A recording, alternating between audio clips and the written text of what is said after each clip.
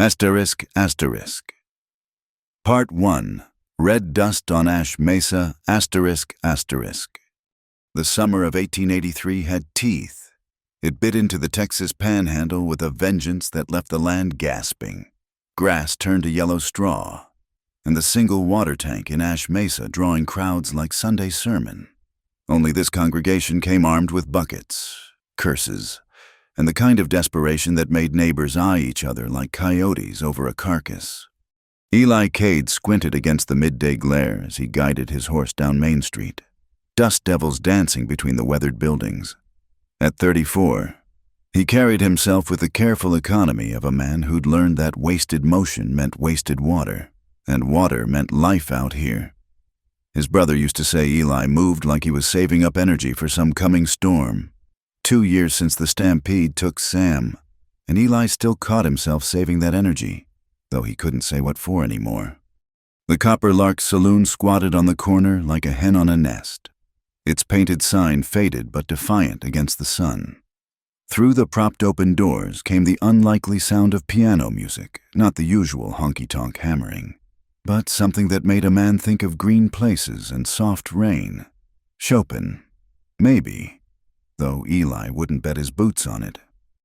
"That's the Irish girl," muttered Jake Tollin from his spot on the general store porch. "Fingers light as fairy wings, but she brings dark luck wherever she goes." Eli didn't answer, just tied his horse to the post and checked the notice board. Another foreclosure, another family packing up. The bank's seal looked obscene in the harsh light, like a brand on hide. Inside the Copper Lark, the air hung thick with tobacco smoke and the sour, sweet smell of spilled beer. Men clustered around the tables, voices low, gestures sharp. The piano music continued, a cool stream running beneath the tension. Maeve O'Rourke sat at the battered upright, her back straight as a fence post, red hair pinned up proper despite the heat. Her fingers moved across the yellowed keys with a precision that seemed almost defiant, as if she could hold back the drought with melody alone. She'd been in Ash Mesa 3 months now, long enough for the whispers to grow roots. Came from Galveston. They said, same week as the mine collapse over in Slate Ridge. Worked at some convent, learned midwifing from the sisters. No good Christian woman plays piano in a saloon. Mark my words, she's got the evil eye. Eli ordered whiskey from Nora Pike, the proprietress who ran the Lark with an iron fist and a velvet glove. At 45, Nora had outlasted 2 husbands and more boom-bus cycles than anyone cared to count. She poured generous and listened close, 2 qualities that made her richer in information than gold. "You're glowering, Cade," she observed, sliding the glass across scarred wood. "That's Sam's job." "Sam's dead." The words came out flat as hammered tin. "I know it. Whole town knows it. Question is, when you gonna stop carrying him around like a saddlebag full of rocks?" Before Eli could answer, the saloon doors banged open. Judge Silas Crow entered like Moses parting the Red Sea, his black coat somehow pristine despite the dust. At 52. Crow had the kind of face that belonged on a saint or a snake angular, austere, with eyes that burned with private fire. He preached on Sundays and held court on Mondays, a combination that left most folks unsure whether to pray or run when they saw him coming. Behind him trailed Deputy Hank Mercer, badge crooked, debt written in the slump of his shoulders. Everyone knew Mercer owed his position to Crow's intervention after some unspecified trouble in Fort Worth. That kind of debt had weight in a place like Ash Mesa. The piano music stopped. "Miss O'Rourke," Crow's voice carried like a bell. "I trust you've heard about the unfortunate incident at Slate Ridge." Maeve's hands rested on the keys, still as carved marble. "I've heard tell of a mine collapse, if that's what you mean. 3 good men trapped, 2 still missing." Crow moved closer, each step measured. "Strange how misfortune follows some folks like a shadow. Strange how mines collapse when the owners skip on safety to save $1. Maeve replied, her Irish accent lending music to the defiance. The saloon went quiet as a held breath. Eli found himself setting down his glass, instinct prickling along his spine like heat rash. You were in Galveston when the fever took 60 souls. Crow continued. In Austin when the bridge collapsed. And now here. I was in Galveston helping deliver babies at St. Mary's, Maeve interrupted, standing slowly. In Austin, teaching letters to freedmen's children. And here, I play piano for drinking men who miss their mother's lullabies. If that makes me cursed. Judge Crow, then perhaps you should examine your definition of evil. Color crept up Crow's neck like rising water. Pride goeth before a fall. Miss O'Rourke, this is a God-fearing community. God-fearing, maybe, Eli heard himself say, stepping away from the bar. But last I checked, fear wasn't supposed to be pointed at piano-playing women who speak their minds. Every head turned. Eli felt the weight of their stares, but kept his eyes on Crow. The judge's mouth thinned to a line sharp enough to cut leather. Mr. Cade, I wasn't aware you'd taken an interest in local matters. Man can't water his horse without taking an interest in who's poisoning the well. The metaphor landed like a slap. Crow's hand twitched toward his coat pocket, not for a gun, Eli knew, but for the even deadlier weapon of paper and pen. Legal documents had killed more men in the territory than bullets ever did. Speaking of wells, Crow smiled. Cold as January. I heard you've been drilling on that played-out patch by Dry Willow Creek, without proper permits. Some say a lot of things. Eli kept his voice level. Doesn't make them true. No, but it makes them worth investigating. Crow turned to Mercer. Deputy, perhaps you should look into Mr. Cade's water rights situation. Mercer shifted uncomfortable as a man sitting on cactus. Judge, tomorrow will be fine. Crow's gaze swept the room like a scythe. I trust everyone here understands the importance of maintaining order, especially in trying times. He left with the same theatrical precision he'd entered, Mercer trailing like a whipped dog. The saloon exhaled collectively.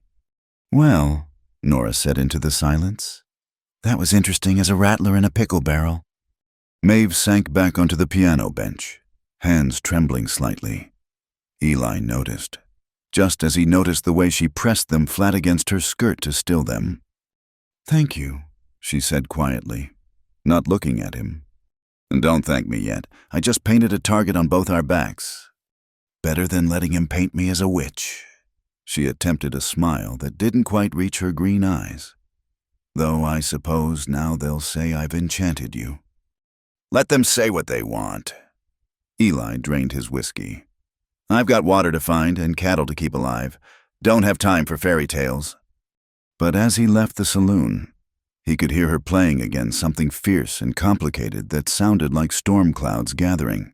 It followed him into the street where old Lucinda Price sat in front of the land office. Ledgers spread like tarot cards. Eli Cade, she called, ancient voice carrying surprising strength. You got a minute for an old woman with young ideas. Lucinda Price had been keeping the town's records since before it was a town. Her tiny office crammed with documents that told the real history of Ash Mesa, who owned what, who owed whom, and most importantly, who had the right to draw water from where? Mrs. Price. Eli tipped his hat. If this is about taxes, it's about survival. Boy, yours and that Irish girl's both. She beckoned him closer with one gnarled finger. Crow's been busy as a termite in a lumber yard, buying up water rights through shells and promises. But there's a loophole. I'm listening. Joint household provision.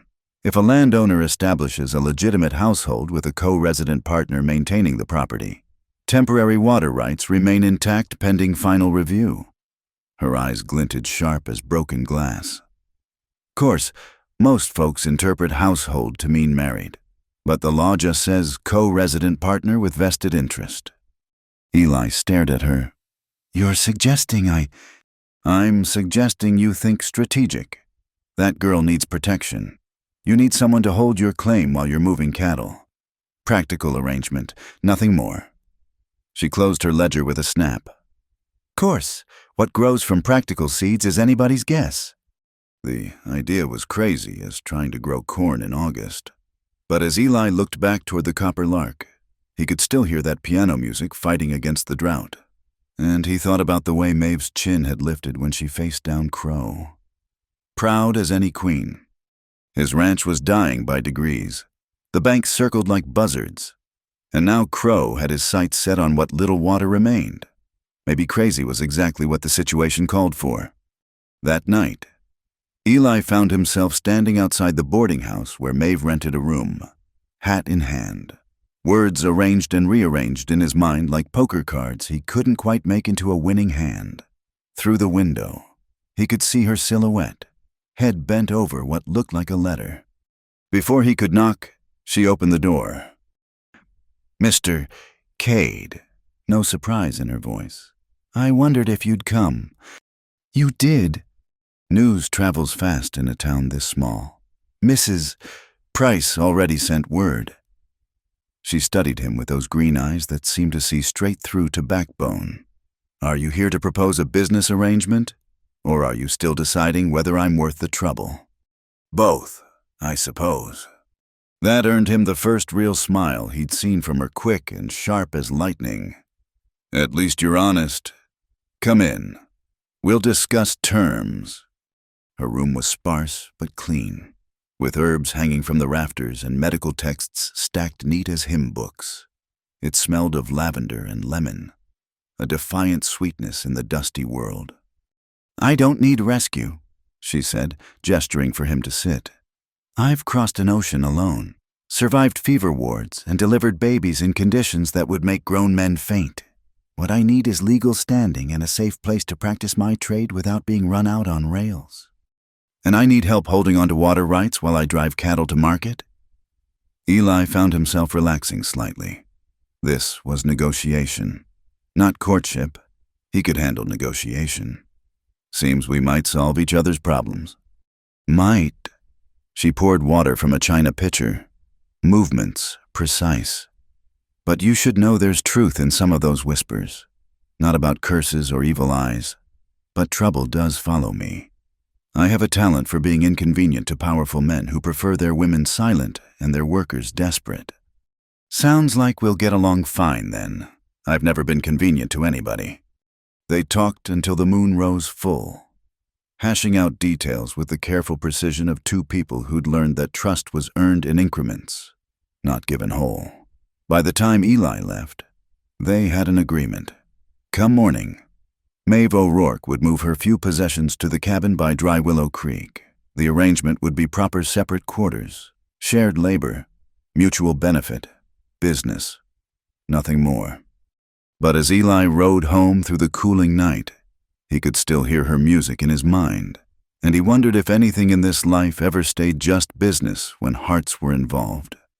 The stars above seemed to pulse with heat lightning, and somewhere in the distance, a coyote howled lonely sound that carried warning and promise both. Change was coming to Ash Mesa. Certain as drought follows flood, the only question was whether they'd survive it. Asterisk, asterisk, Part 2. Fire at dusk, asterisk, asterisk. The news hit Ash Mesa like a thunderclap on a clear day. Just past dawn. Tommy Reyes came running down Main Street, his 12-year-old legs pumping hard, dust clouding behind him like smoke. Cave in at Slate Ridge, he shouted, voice cracking with exhaustion and fear. 3 men still trapped. Within minutes, the town transformed. Men grabbed shovels and ropes. Women gathered bandages and water. Even in a place hard as sun-baked adobe, tragedy pulled people together, at least at first. Eli was checking his water barrels when he heard the commotion. He'd spent a sleepless night thinking about his arrangement with Maeve O'Rourke, wondering if he'd just made the smartest or stupidest decision of his life. Now, watching neighbors stream toward Slate Ridge, he pushed those thoughts aside and joined the rescue effort. The mine sat ugly against the hillside, a wound in the earth that bled darkness. By the time Eli arrived, Dozens of men were already digging, their faces grim with knowledge that after this many hours, they were likely digging graves rather than rescue tunnels. Started around midnight, Frank Holloway explained, pausing to wipe sweat from his brow. Support beam gave way. Charlie Morrison made it out, but the Vasquez brothers and old Pete Dunn. He shook his head. Eli grabbed a shovel and got to work. The sun climbed higher, brutal in its indifference. Men took turns digging, passing water, holding hope that grew thinner with each passing hour. It was past noon when they finally broke through to the inner chamber. The Vasquez brothers were gone, crushed instant beneath tons of rock. But Pete Dunn somehow, impossibly. Pete was breathing, shallow and ragged, but breathing. They carried him out gentle as a newborn. And that's when Eli saw her. Maeve had arrived with Nora Pike, both women laden with medical supplies. Without hesitation, Maeve knelt beside Pete's broken form, her hands moving with practiced efficiency. "Collapsed lung," she murmured, already reaching for her bag. "Need to release the pressure." She looked up at the circle of men. "I need hot water, clean cloth, and everyone to step back, now." Some muttered what was a saloon piano player doing playing doctor, but Pete's labored breathing cut through pride like a scythe. They got her what she needed. Eli watched her work, noting the steady hands, the calm certainty. This wasn't learned from books alone. She'd done this before, in places where hesitation meant death. When she made a small incision between Pete's ribs and inserted a hollow reed to let the trapped air escape. Several men turned green, but Pete's breathing eased almost immediately. "He needs a real doctor," Maeve said, sitting back on her heels. "But he'll live to see one now." That should have been the end of it. Should have been a moment of grace in a hard season.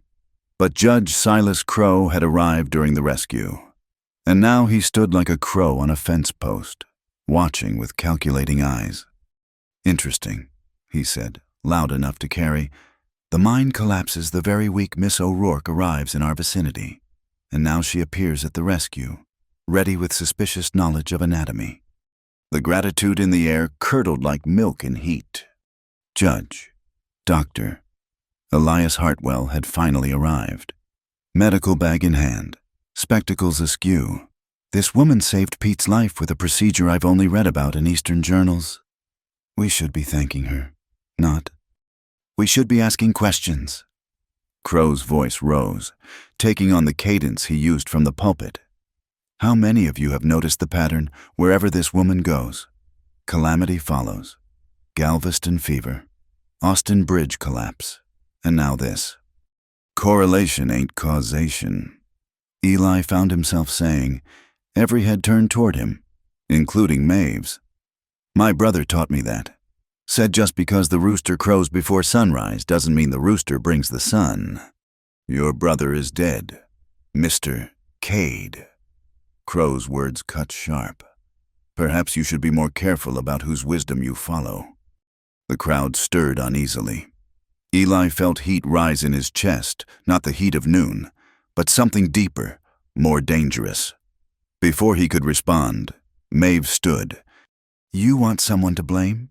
She said, voice carrying clear despite its quietness. I understand. When terrible things happen, we need reasons. We need patterns. It's human nature. She looked around the circle of faces. In Galveston, I helped deliver 37 babies during the fever outbreak. 28 lived in Austin.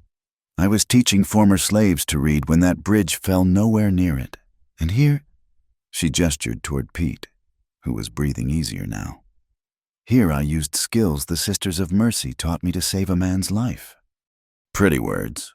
Crow countered. But evil often comes dressed in...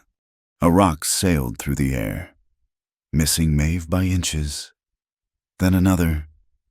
Eli didn't see who threw the first one, but suddenly the crowd's grief transformed into something uglier. Mob mentality spreading like wildfire in dry grass. Witch! Someone shouted. Cursed Irish. Get her out before she kills us all. Eli moved without thinking, placing himself between Maeve and the growing hostility. But the crowd pressed closer, faces twisted with fear and rage. A lifetime in the territory had taught him the look of a mob about to turn violent, and this one was seconds from the tipping point. That's when Nora Pike fired her shotgun into the air.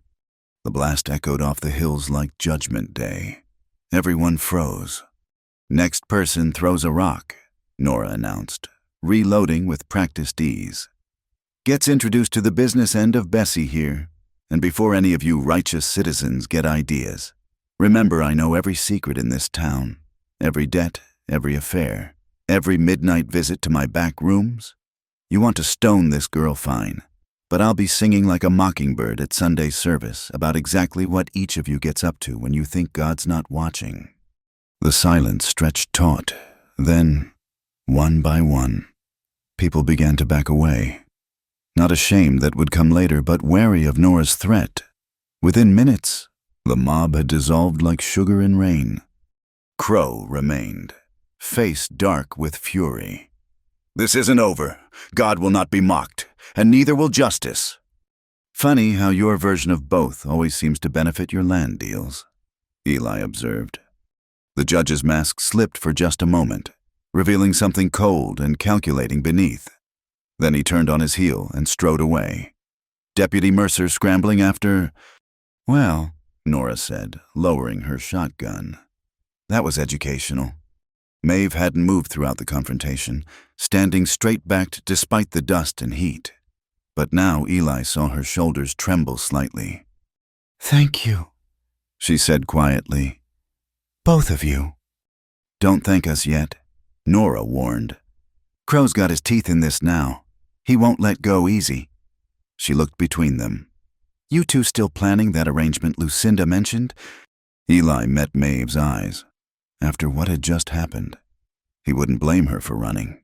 But instead, she lifted her chin in that defiant gesture he was already beginning to recognize. More than ever, she said. They made the trip to Eli's ranch as the sun began its descent, painting the sky colors that would have been beautiful if they hadn't promised another scorching day tomorrow. Maeve sat beside him on the wagon seat, her few possessions loaded in back two trunks, a medical bag, and, surprisingly, a small piano keyboard wrapped in oilcloth. "For practice," she explained when she saw him looking. "Can't let my fingers forget their purpose." The road to Dry Willow Creek wound through stands of mesquite and patches of prairie grass gone brown. As they traveled, Eli pointed out landmarks, the lightning-struck oak where he'd found Sam's body, the rise where you could see clear to New Mexico on a good day, the dry riverbed that used to run year-round. "How long since it dried up?" Maeve asked. 3 years, give or take. Drought's been building longer than that, but that's when the river gave up." He paused. "Everything's been giving up since then. Land, cattle, people." "You haven't—" "Not yet." He glanced at her. "Might be I'm just too stupid to know when I'm beat. Or too stubborn." A small smile played at her lips. "The Irish understand stubborn. It's how we survived the crossing." They reached the ranch as shadows grew long. Eli's place wasn't much main house with 3 rooms, a barn that needed new boards, chicken coop, and the small cabin 50 yards from the main building that would be Maeve's. But the well still produced water, and Dry Willow Creek, while reduced to a trickle, hadn't given up entirely. "It's not fancy," Eli said, helping her down from the wagon. "It's standing and it's safe. That's all I need." She surveyed the property with practical eyes. The cabinet's sound. Roof's good. Walls are solid. Has its own pump connected to the well.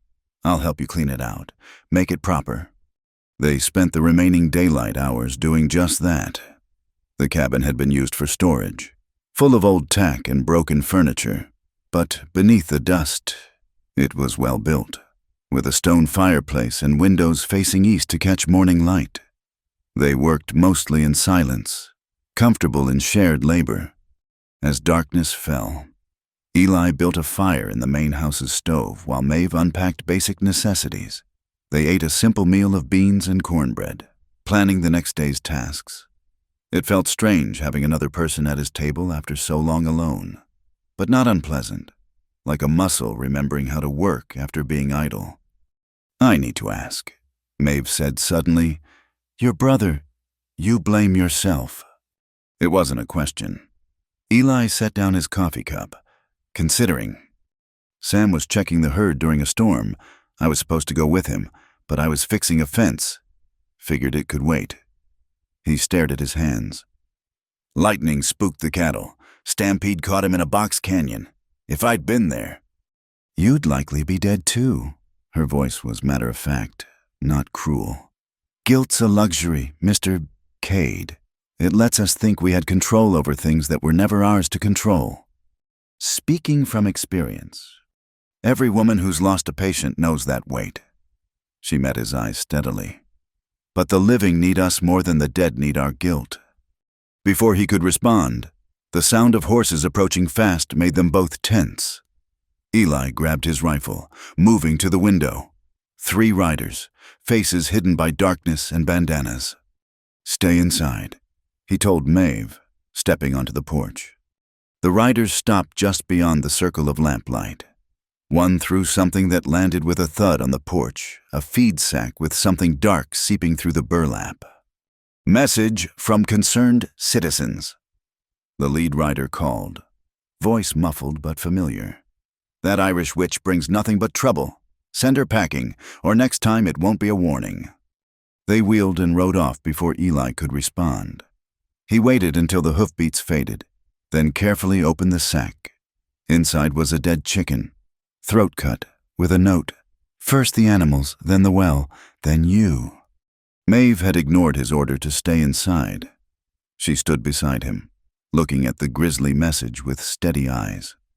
"Subtle," she said dryly. "This changes things. They're targeting the ranch now, not just the inconvenient Irish woman." She shook her head. "Mr. Cade Eli, this doesn't change anything. Men like Crow, like whoever sent this, they count on fear to get their way. I've been frightened before. I survived. And I'll not run now. You're either very brave or very foolish." "Probably both." She looked up at him, and in the lamplight, he could see determination mixed with something else, a loneliness that matched his own. "But I'm also right where I need to be. Sometimes you just know." Eli found himself believing her. Maybe it was the way she'd faced down that mob without flinching, or how she'd worked beside him all evening without complaint. Or maybe it was just that for the first time in 2 years, he didn't feel like he was carrying the weight alone. "All right then," he said. "We'll need to set watches, and tomorrow I'll teach you to shoot." "I know how to shoot." At his surprised look, she smiled. The sisters at St. Mary's were practical women. They said a woman traveling alone needed 3 things: medical knowledge, a good singing voice to keep spirits up, and excellent aim. "Sounds like wise women." They were. Her smile faded slightly. "They're gone now. Fever took them during the outbreak. They sent me away to survive." Another wait, Eli realized. Another ghost at the table. They all carried their dead out here, one way or another. "Get some rest," he said. "Tomorrow we start fighting back." She nodded and headed for her cabin, pausing at the door. "Eli, thank you for standing with me today." "Don't thank me yet," he echoed Nora's earlier words. "This is just the beginning." As he watched her disappear into the cabin, lamplighting the window moments later, Eli thought about the strange turns life took. This morning he'd been a man alone, holding onto his land by his fingernails. Tonight, he had a partner, temporary, practical, but a partner nonetheless, and enemies who'd already shown they weren't afraid to escalate. He settled into a chair on the porch, rifle across his knees, watching the darkness, somewhere out there. Crow was planning his next move. The drought pressed down like a physical weight, and water grew scarcer by the day. But for the first time in longer than he cared to admit, Eli Cade didn't feel like he was facing it alone. That had to count for something, even if he couldn't quite say what yet.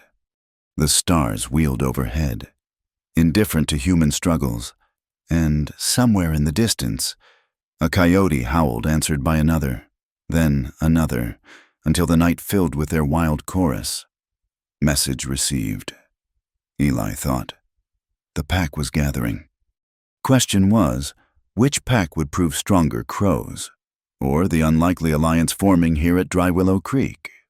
Only time would tell. Asterisk, asterisk, Part 3. House and water, asterisk, asterisk. The morning after the night riders came, Eli woke to the sound of hammering. He grabbed his rifle and stepped outside to find Maeve on her cabin roof, patching a hole he hadn't even noticed.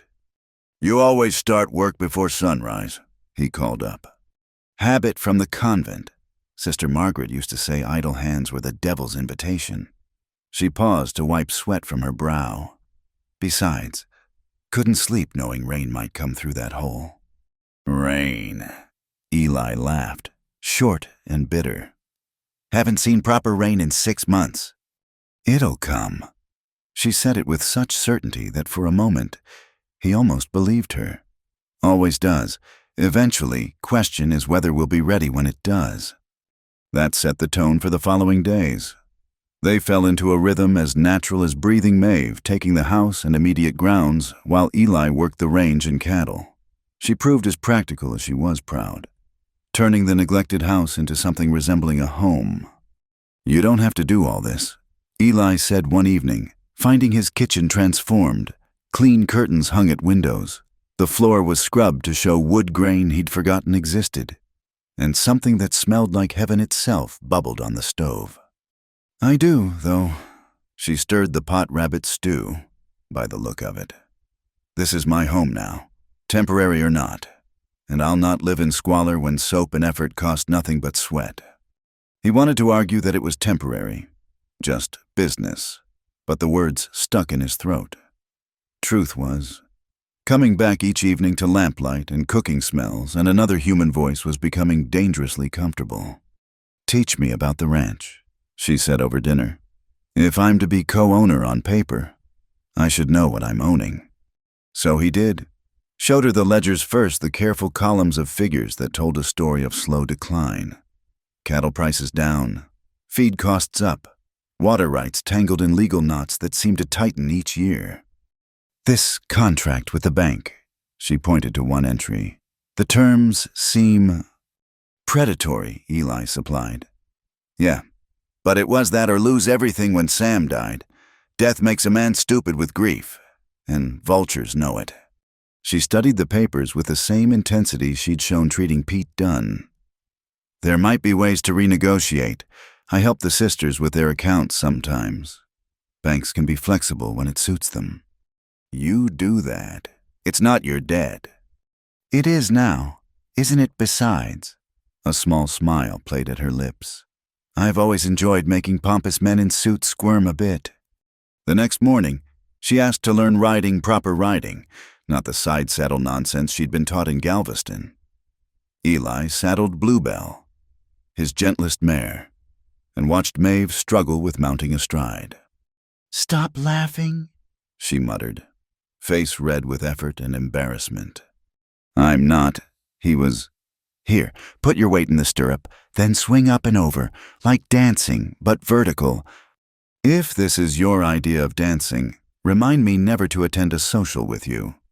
But she managed it, eventually, and the look of triumph on her face when she finally sat secure in the saddle did something odd to Eli's chest. He taught her the basics: how to hold the reins, guide with her knees, read the horse's mood through its ears and stance. "She's beautiful," Maeve said, stroking Bluebell's neck. "Like sunrise with legs." Sam named her, said she was pretty as... He stopped, the familiar twist of guilt tightening his throat. "Tell me about him." Her voice was gentle. Not how he died, how he lived. So as they rode the property line, Eli found himself talking about Sam for the first time in 2 years. How his younger brother could make anyone laugh, even during the hardest times. How he'd been the one with grand plans while Eli kept feet on the ground. How they'd built this ranch together from nothing but dreams and sweat.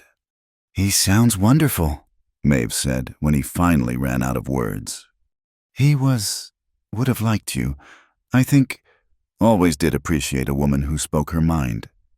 They were checking the water barrels when young Tommy Reyes came galloping up on a horse too big for him, raising dust and alarm in equal measure. Mr. Cade, Miss Maeve. The boy's face was flushed with excitement and fear. Something's wrong with the Hendersons' cattle. They're falling down sick, shaking something awful. Bill Henderson spread neighbored Eli's to the east. Good people, struggling like everyone to make ends meet. Eli saddled his horse while Maeve grabbed her medical bag.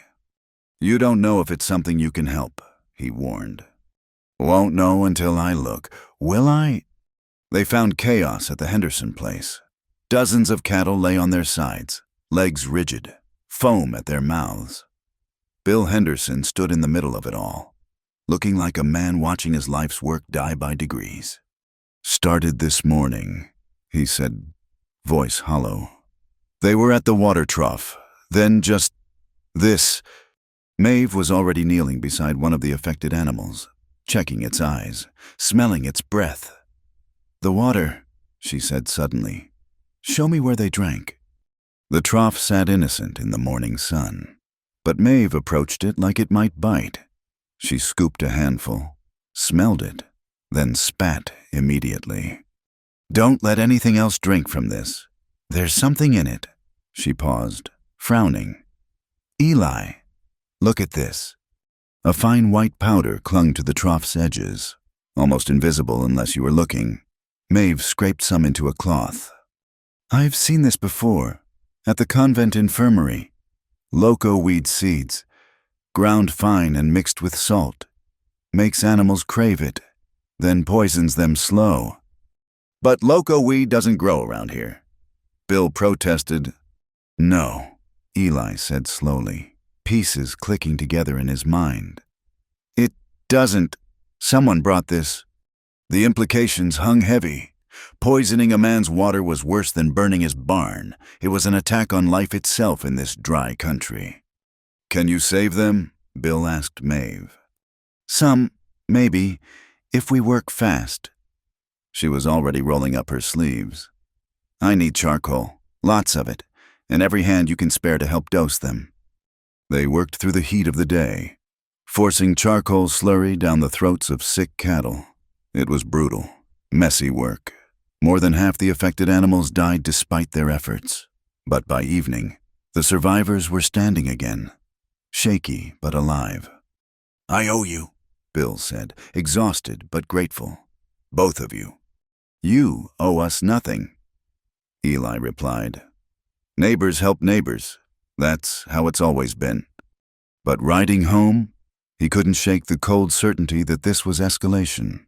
First the dead chicken, now poisoned water. The message was clear. Give up the woman or lose everything. It's my fault, Maeve said quietly. No, it's Crow's fault, or whoever's doing his dirty work. Eli's hands tightened on the reins. Question is, how do we prove it? That night, they set up a watch schedule in earnest. Eli took first shift, rifle loaded, coffee pot within reach. Around midnight, Maeve emerged from her cabin with 2 cups and a blanket. Thought you could use company, she said, settling beside him on the porch. You should sleep. Tomorrow'll be hard. Every tomorrow's hard out here. She pulled the blanket around her shoulders. Might as well face it rested or not. They sat in comfortable silence, watching stars wheel overhead. The night sounds of the ranch horses shifting, coyotes calling, wind through dry grass created a familiar symphony. Play something, Eli said suddenly. What? You brought that practice keyboard. Play something. She looked surprised but fetched the small instrument. In the starlight, her fingers found the keys, drawing out a melody that was haunting and sweet, an Irish air, old as sorrow and twice as beautiful. My mother sang that, she said when the last note faded. Said it was about a woman waiting for her man to come home from the sea. Did he come home? In the song, No, in Life, She shrugged. Father took ship to America when I was 7. Sent money for a while, then nothing. Mother died waiting. That why you came here? Partly. That and the sisters thought I'd have better chances in a new land. She laughed, soft and rueful. Suppose they were right. In a way. Met you. Didn't I? The words hung between them. Weighted with possibility. Eli found himself studying her profile in the starlight, the determined set of her jaw. The way escaped curls framed her face. The capable hands that could deliver babies and save poisoned cattle with equal skill. Maeve. She held up a hand. Listen. At first, he heard nothing unusual. Then the horses were too quiet, the night sounds had stopped. His hand found his rifle just as shadows moved at the edge of vision. Inside, he ordered. But Maeve was already moving, grabbing the shotgun from behind the door. 3 figures emerged from darkness. But these weren't night riders with hidden faces. Deputy Hank Mercer led them, badge glinting, looking miserable as a dog in rain. Eli, he called. Got a warrant here. Judge's orders. At midnight. Said it couldn't wait. Mercer held up a paper. Suspicion of water theft and illegal drilling. Need to inspect your well and any new excavations. It was harassment, pure and simple. But a warrant was a warrant, and refusing would only make things worse. Fine, Eli said, but the lady stays on the porch. This doesn't concern her. Actually, one of Mercer's companions spoke up, a weasel-faced man Eli recognized as Chester Briggs, one of Crow's regular drinking companions. The warrant specifically includes any co-residents. Judge wants to make sure nobody's hiding illegal water reserves. Maeve stepped forward before Eli could protest. Then by all means, gentlemen, search away.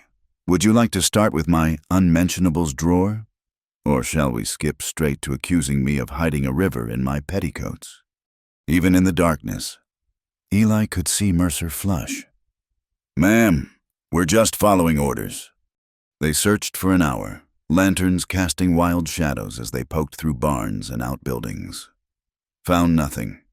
Of course, Eli ran an honest operation, and his single well was properly registered and taxed. Satisfied? Eli asked when they finally gave up. For now, Briggs sneered. But the judge has his eye on you. Cade, you and your Irish... Choose your next word, real careful. Eli interrupted, voice low and dangerous. Briggs swallowed whatever insult he'd planned. They left without another word. Mercer shooting an apologetic glance over his shoulder. Well, Maeve said when they were gone, that was educational. They're getting desperate. Means we're doing something right. Or it means they're about to do something we can't fight with rifles and righteous anger. She gathered up the cups, movements sharp with suppressed fury. I should go. Don't! The word came out harsher than he intended. Don't even think it. You run now. They win. We both know it. She stopped, back to him, shoulders tense. And if staying gets you killed, gets your ranch burned, your cattle poisoned, you're my choice. He stood, moved closer but didn't touch. You're not the only one who's stubborn. Maeve O'Rourke, I don't run from fights, and I don't abandon partners. She turned then, and in the lantern light he could see tears she'd never shed in front of anyone else. I'm tired of being the stone that starts avalanches. Maybe you're not the stone. Maybe you're the one trying to stop the slide. And that's why men like Crow need you gone. She looked at him for a long moment, then nodded once, sharp and decisive. All right, we fight. We fight. They stood there, inches apart, and Eli was suddenly aware of how easy it would be to close that distance, to offer comfort that had nothing to do with business arrangements and everything to do with the way his heart kicked when she smiled. Instead, he stepped back. Get some rest. Tomorrow we start drilling that new well I've been planning. If Crow wants to make this about water, we'll give him water to choke on. She smiled then, fierce as a plains storm. "Now you're talking sense, Eli Cade." As she walked back to her cabin, Eli settled again into his watch position. The night had shown its teeth, but they'd met them with fangs of their own. Tomorrow would bring new challenges it always did out here. But tonight, they'd stood together and won a small victory. The stars continued their ancient dance, indifferent to human struggles, but Eli found comfort in their constancy. Some things endured. No matter how hard the season, maybe what was growing between him and Maeve was one of those things. Only time would tell, but for the first time in years, Eli Cade was willing to wait and see what time might bring. Asterisk, asterisk. Part 4. Dry grass and matches. Asterisk, asterisk. The smell of smoke woke Eli before the sound of Tommy Reyes's frantic shouting. He was out of bed and pulling on boots before his mind fully registered what his nose already knew something was burning. "Fire, mister?" "Cade, the hay barn." Through his window, orange light danced against the night sky. Eli grabbed his shirt and ran, bare feet hitting packed earth. The hay barn stood 50 yards from the main house, and flames were already licking through the roof. "The horses." Maeve appeared beside him, hair wild, wrapper thrown over her nightdress. "Bluebell's in there." They ran together toward the inferno. The heat hit like a physical wall, but inside they could hear the terrified screams of trapped animals. Without hesitation, Maeve darted toward the barn door. "No," Eli caught her arm. "It's too—" She wrenched free. "I won't let them burn." Before he could stop her, she disappeared into the smoke, cursing. Eli followed. Inside was hell itself, smoke thick as wool, heat that seared lungs with each breath. He could hear Maeve coughing, calling to the horses. Through the chaos, he saw her struggling with Bluebell's stall latch, the mare rearing in panic. Eli fought his way over, threw his shoulder against the gate. Together they got it open, and Bluebell bolted for safety. "The others!" Maeve shouted over the roar of flames. They worked with desperate efficiency, throwing open stalls, driving terrified animals toward the exit. Tommy had arrived with Bill Henderson and his sons, forming a bucket brigade that was fighting a losing battle against the inferno. A beam crashed down, showering sparks. Eli shoved Maeve aside just in time, feeling fire kiss his shoulder. They stumbled out together, gasping in the cleaner air. As the last horse cleared the barn, "Your arm," Maeve said, already reaching for him. "Later." He turned to the bucket line. "Wet down the ground between the barn and the house. Keep it from spreading." They fought for hours, until the barn was nothing but smoldering ruins and everyone was black with soot and exhaustion. As dawn broke gray and bitter, Eli surveyed the damage. Half his winter hay gone, tools destroyed, but no lives lost, human or animal. "Could have been worse," Bill Henderson said, voice rough from smoke. "Could have been better if it hadn't been set," Eli replied grimly. Bill's eyes widened. "You sure?" Wordlessly. Eli led him to the side of the ruined structure. There, tied to a fence post, was a length of rope knotted in the same distinctive pattern as the night rider's warning, and scratched in the dirt. "Next time we don't wait for empty barns." Tommy, who'd been searching the perimeter, came running up with something in his hand. "Mr. Cade found this by the water trough." It was a banker's seal, the kind used on official documents. Eli recognized it immediately. First National of Ash Mesa. Crow sat on their board. "Sloppy," Maeve observed. "Or arrogant. Both, probably." Eli pocketed the seal. "Tommy, I need you to ride to town. Tell Nora Pike what happened. Tell her everything." The boy nodded and took off like his pants were on fire. Bill Henderson shifted uncomfortably. "Eli, I want to help, but I got my own family to think of." "I know. You've done enough. Bill, more than enough." After the Hendersons left, Eli and Maeve stood alone in the wreckage. His shoulder throbbed where the burning debris had caught him, and she looked like she'd been through a war face streaked with soot. wrapper singed, hands blistered from hot metal latches. "Let me see that shoulder," she said. "It's nothing. It's a burn that needs tending, and I'm the closest thing to a doctor for 50 miles. Stop being stubborn." He let her lead him to the house, where she cleaned and dressed the burn with the same steady competence she brought to everything. Her fingers were gentle, but he could feel the anger thrumming beneath her calm exterior. "This is escalating faster than I expected," she said finally. "They're scared. Desperate people do desperate things. Or they're confident they can get away with it." She tied off the bandage. "That banker's seal, that's evidence. Evidence needs someone willing to look at it. Crow owns half the law in this county. Then we need to go over his head." She stood, pacing to the window. "The federal marshal in Fort Worth. Maybe. Or..." She stopped. "How much time before your banknote comes due?" 6 weeks. "And how much to clear it?" $800. Might as well be 8,000. She turned, and there was something in her expression he'd never seen before. Calculation mixed with determination. "Your cattle. How many could you get to market?" "Maybe 100 head if I pushed hard, but the local prices..." "Not local. Abilene. The railhead there is paying premium for beef to ship east." Eli stared at her.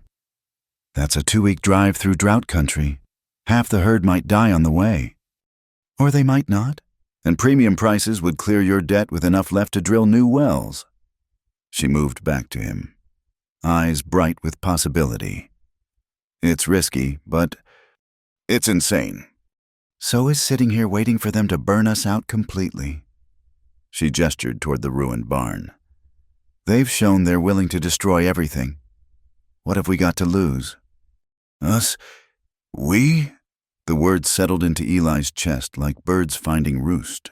Somewhere between that first confrontation in the saloon and this moment, standing in his kitchen covered in soot and schemes, they'd become a unit, partners in truth, not just on paper. "I can't take you to Abilene," he said. "Trail Drive's no place for a woman." Her chin lifted in that familiar gesture. "Eli Cade. I've delivered babies in hurricane winds, treated cholera in conditions that would make your stomach turn, and just helped save 6 horses from a burning barn. I think I can handle a cattle drive." "You don't understand. It's 2 weeks of dust and danger. Indians sometimes, though they're mostly peaceful now. Rustlers, definitely. Rivers to cross, storms to weather. And at the end, freedom from Crow's stranglehold." She sat across from him, leaning forward. "I'm not asking to play cowboy.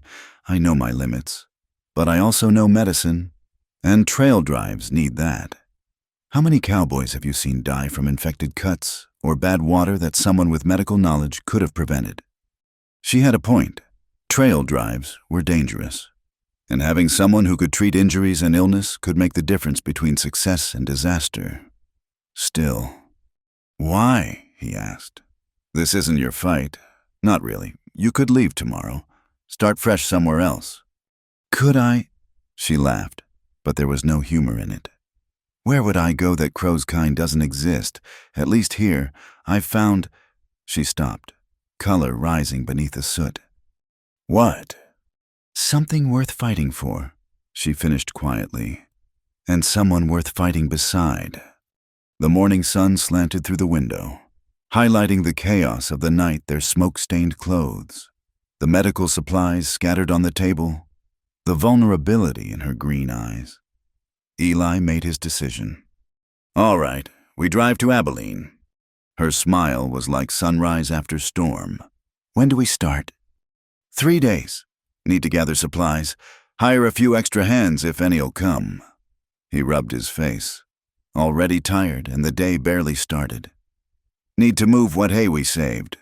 Fix the corral." "What can I do?" He looked at her, really looked. Saw not the piano-playing Irish girl from the saloon, but a woman who'd faced down mobs and fire with equal courage. A partner. "Learn to shoot better. If we're doing this, I need to know you can defend yourself when I'm not around." She nodded. "Then teach me." They spent the morning salvaging what they could from the fire. Then Eli set up targets behind the house. Maeve had claimed to know shooting, and she wasn't lying. Her stance was good, her aim decent. But decent wouldn't cut it on the trail. "You're anticipating the recoil," he said, moving behind her to adjust her grip. "Let the rifle surprise you." Easy for you to say. But she tried again, this time hitting closer to center. Better again. They practiced until her shoulder was sore and her grouping tight enough to satisfy him. As they worked, riders began arriving, Bill Henderson's boys. A few hands from neighboring spreads, even Doc Hartwell from town. "Heard about the fire," the old doctor said, climbing stiffly from his buggy. "Thought you might need supplies for the drive." "We can't pay," Eli started. "Didn't ask you to." Hartwell handed over a bag of medical supplies. "Miss O'Rourke saved Pete Dunn. That's worth more than money." By evening, they had promises from 4 men to help with the drive, not many, but enough if they were careful. Tommy Reyes begged to come along. "I can ride, Mr. Cade, and I'm good with cattle." "You're 12, Eli said firmly. "Your mother would skin me alive." "I'm 13 next month, and Ma needs the money bad since Pa died." Eli looked at Maeve, who shrugged. "We could use someone to help with the remuda, and I'll keep an eye on him." Against his better judgment, Eli agreed. The boy whooped and ran off to tell his mother, promising to be back at dawn. That night, as they finalized plans, Nora Pike arrived with disturbing news. "Crow's calling a town meeting tomorrow. Says he has concerns about moral decay he wants to address." She accepted the coffee Maeve offered. 3 guesses what moral decay means. "Us," Maeve said flatly. "Got it in 1. He's also been spreading word that you're planning to steal water from other ranchers for your drive, getting folks riled up." "That's a lie," Eli protested. "Course it is, but scared people don't much care about truth." Nora studied them both. "You sure about this drive? Might be safer to—" "To what?" Maeve interrupted. "Submit, surrender, let them win." "To live," Nora said gently. "Pride makes a cold bedfellow, honey." "It's not about pride." Maeve's voice was steady. "It's about standing for something, about proving that fear doesn't always win." Nora sighed. "You two are either the bravest or the most foolish people I've ever met." "Probably both," Eli admitted. After Nora left, they made final preparations. The cattle were gathered, supplies packed, routes planned. Tomorrow they'd start the drive that would either save them or destroy them. There was no middle ground left.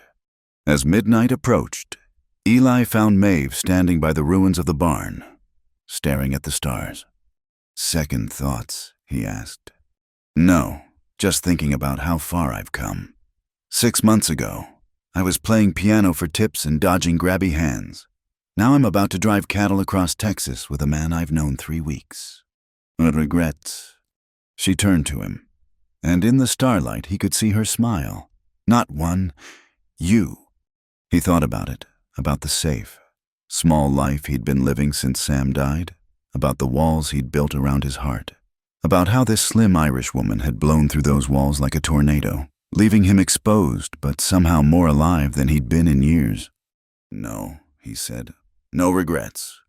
They stood together in comfortable silence, watching the stars wheel overhead. Tomorrow would bring danger and hardship. Crow wouldn't give up easily, and the trail itself would test them in ways they couldn't imagine. But tonight, with their shoulders touching and their course set, Eli felt something he hadn't experienced since Sam's death: hope. Not the fragile kind that breaks at first trouble, but the tough, stubborn variety that digs in deep and refuses to be moved. "We should sleep," Maeve said finally. "Long day tomorrow." "Long 2 weeks, he corrected. "Worth it, though, to be free." As they walked back to their separate quarters, Eli realized she was right. Freedom was worth the risk, and maybe, just maybe, They'd find more than financial freedom on the trail to Abilene. Maybe they'd find the courage to admit what was growing between them, strong as prairie grass and twice as enduring. The coyotes sang their ancient songs to the moon, and somewhere in the darkness, their enemies plotted.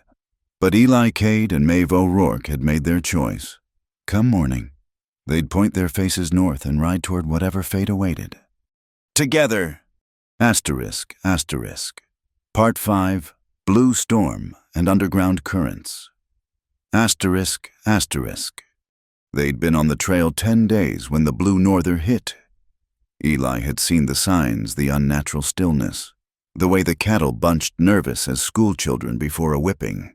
But nothing could prepare you for the violence of a blue norther, especially not in September when the land still held summer's heat like a grudge. Temperatures dropping fast, Maeve observed, pulling her coat tighter. They'd made good time so far, covering 15 miles a day despite the drought-hardened ground and scarce water. The herd had held together, and the men Bill Henderson's eldest boy Joe, the Martinez brothers, and an old hand named Cooper had proven reliable. Going to drop faster. Eli scanned the horizon where a blue-black wall of cloud advanced like an army. We need to find shelter. But there was no shelter on the open plains, just endless grass and sky and 120 cattle who sensed the storm's fury coming. There's a depression about 2 miles north. Cooper called out, riding up fast. Saw it yesterday when I was scouting. Not much, but better than nothing. They pushed hard, but the storm moved faster. The temperature plummeted 30 degrees in minutes. Wind howling like all the demons of hell had been turned loose. Then came the snow, not the gentle flakes of a normal winter storm, but horizontal ice needles that cut exposed skin and blinded man and beast alike. Keep them moving, Eli shouted, but the wind tore his words away. The cattle began to mill, then panic. In the white chaos, he saw Joe Henderson go down, his horse slipping on sudden ice. Then it happened. A lightning strike rare in a snowstorm, but not impossible, hit a dead tree not 50 yards away. The explosion of sound and light was the final straw for the terrified herd. Stampede. Cooper's warning came too late.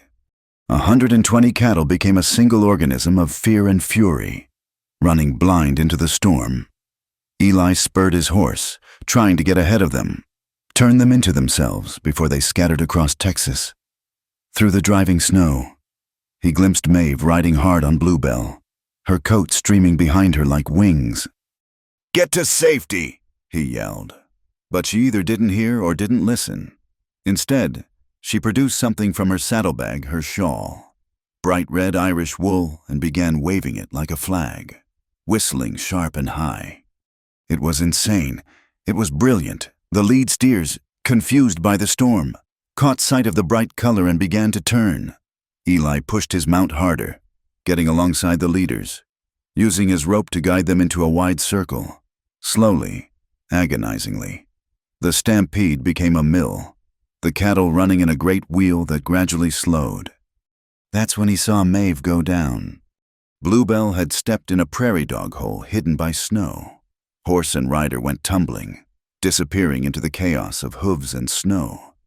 Eli's heart stopped. He drove his horse through the milling cattle, searching desperately. Found Bluebell first, limping but alive. Then, by some miracle, he spotted a flash of red in a depression where the land dipped. Maeve had rolled into the natural shelter, avoiding the worst of the trampling hooves. Maeve!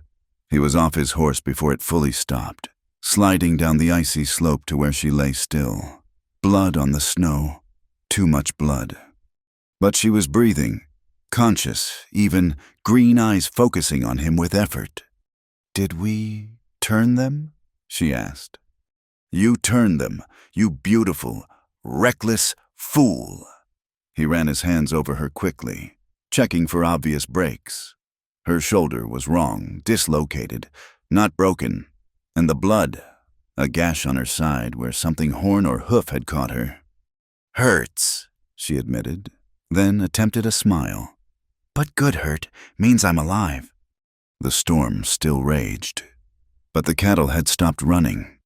Through the white chaos, Eli could see the men getting them under control. He needed to help, needed to ensure they didn't lose half the herd to the storm. But Maeve— "Go," she said, reading his conflict. "I'll be fine." Like hell. He shrugged out of his coat, wrapping it around her. "Cooper!" His shout brought the older man riding over. "Set up camp in the lee of that rise. We're stopping." "In this?" Cooper looked skeptical. "Now!" They made camp in the partial shelter of a small hill, using the wagon to block the worst of the wind. Eli carried Maeve to the relative warmth of the hastily erected tent, where she immediately tried to treat her own wounds. "Stop that," he ordered, taking the medical supplies from her shaking hands. "Tell me what to do." She guided him through cleaning the gash long but not deep, thank God, and resetting her shoulder. When he poured whiskey on the wound, she bit down on a leather strap, but when he had to manipulate her shoulder back into place, she couldn't help the sound that escaped. "It hurts so good," she gasped, half laughing, half crying as the joint slipped back where it belonged. The words hit Eli like a physical blow. In that moment, her hurt but alive. Fierce even in pain, he knew with absolute certainty that he'd never leave her side. Not for Crow, not for drought, not for all the cattle in Texas. "What?" she asked, seeing something change in his face. "Nothing, just hold still." He bound her ribs where the horn had scored her, trying not to think about how close she'd come to dying. His hands shook slightly as he worked. "Eli," her good hand found his. "I'm all right." "You almost weren't." "But I am. We saved the herd. That's what matters." "No," the word came out rough. "That's not what matters most." Their eyes met and held. Outside, the storm howled its fury, but inside the small tent, something shifted. Maeve reached up with her good hand, touching his face where ice had burned the skin. "You're hurt too." "Doesn't matter." "Everything about you matters," she said quietly. "To me." He should have pulled back, should have remembered this was business, temporary, just until the drive was done and debts were paid. Instead, he leaned down and kissed her gentle, mindful of her injuries, but with all the desperate relief of a man who'd nearly lost something precious before he'd admitted it existed. When they parted, she was smiling despite the pain. "Took you long enough, Eli Cade." "I'm slow to change," he admitted. "Sam always said I was stubborn as an Irish woman with a dislocated shoulder who insists on riding in a stampede." Something like that. The storm blew itself out during the night. By morning, the plains were transformed white and crystalline under a sun that seemed apologetic for yesterday's violence. They'd lost only 3 head. Miraculous, considering the chaos. But as Eli helped with the count, he noticed something troubling in the snow. Hoof prints. Riders who'd been following just out of sight. "How many?" Cooper asked, studying the tracks. 4, maybe 5, staying back but keeping pace. Eli straightened. "Could be rustlers waiting for a chance." "Could be Crow's men," Joe Henderson suggested. "Either way, trouble." Eli made a decision. "We push harder. Get to Abilene fast as we can." Maeve insisted on riding despite her injuries, though Eli made her take the wagon for the worst stretches. They covered ground fast, but their shadows stayed with them, glimpses of riders on ridgelines. Dust clouds that moved when they moved, stopped when they stopped. "They're waiting for something," Maeve observed on the 3rd day after the storm. Question is what? The answer came at Skeleton Creek. 2 days from Abilene, the creek was running high from storm runoff upstream crossable, but tricky.